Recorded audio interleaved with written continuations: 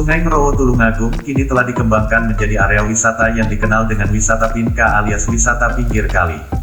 Di sekitar bantaran sungai tak jauh dari jembatan Lembu Peteng, bisa dijumpai taman-taman yang indah, area bermain, trek jogging, gedung olahraga, hingga wisata kuliner yang menawarkan aneka makanan merakyat.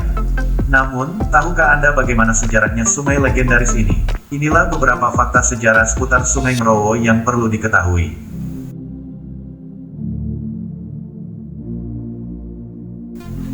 1. Makna Sungai Ngrowo. Penamaan Sungai Ngrowo seolah identik dan tidak lepas dengan sebutan daerah Tulungagung pada masa lalu yang daerahnya berawa-rawa. Ada lagi sebutan Ngrowo dimaknai sebagai sebutan ekologis lingkungan oleh masyarakat kala itu. Kabupaten Tulungagung dulunya juga pernah dikenal sebagai Kabupaten Bonorowo. Ini semakin menegaskan Tulungagung di masa lalu daerahnya memang dipenuhi rawa-rawa. Bahkan ada yang menyebut sejak zaman Kerajaan Erlangga Kediri, sebagian besar wilayah Tulungagung tergenang air. Demikianlah, istilah Ngrowo hingga sekarang faktanya memang tidak bisa dipisahkan dengan sejarah Tulungagung, dan nama Sungai Ngrowo tetap lestari sampai kini. 2. Membelah kota Tulungagung. Kehadiran Sungai Ngrowo sejak awal membelah dua wilayah kuno di Tulungagung, yakni daerah Kota Tua Kalangbret dan Kota Baru Tulungagung. Kalangbret dulunya pernah menjadi pusat pemerintahan sebelum adanya pemerintahan baru Tulungagung.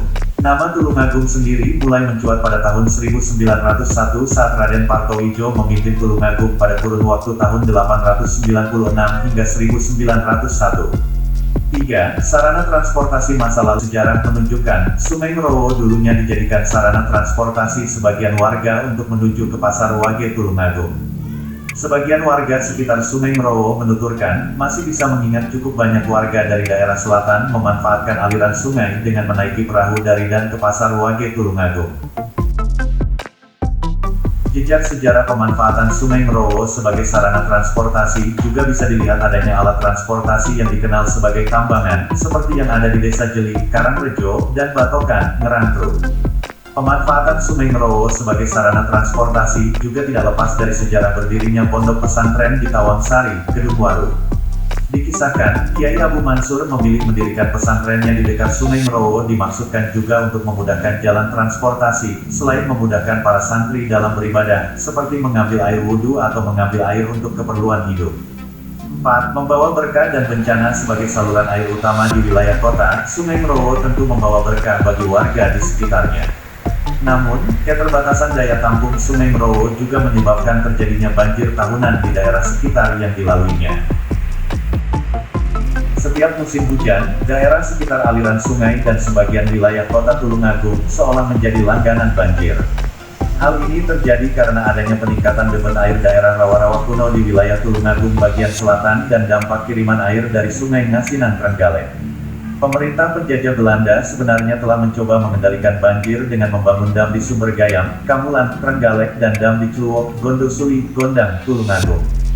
Namun upaya ini masih belum bisa mengatasi banjir di Tulungagung. Debit air yang mengalir lewat Sungai Ngrowo terlalu melimpah sehingga air meluap sepanjang sungai ke arah utara hingga bermuara di Sungai Berantas.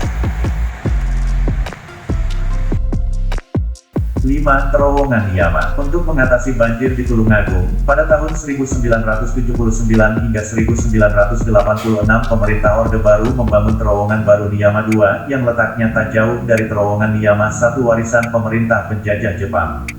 Maka, sejak beroperasinya terowongan Niyama II yang mampu mengalirkan debit air jauh lebih besar akhirnya mampu mengatasi banjir di Tulungagung.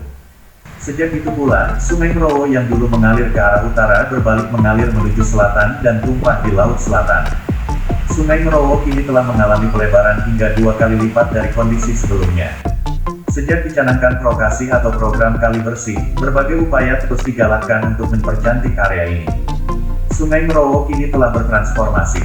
Jika dulu sebagai saluran drainase dan sarana transportasi, sekarang berubah menjadi sarana atau kawasan rekreasi.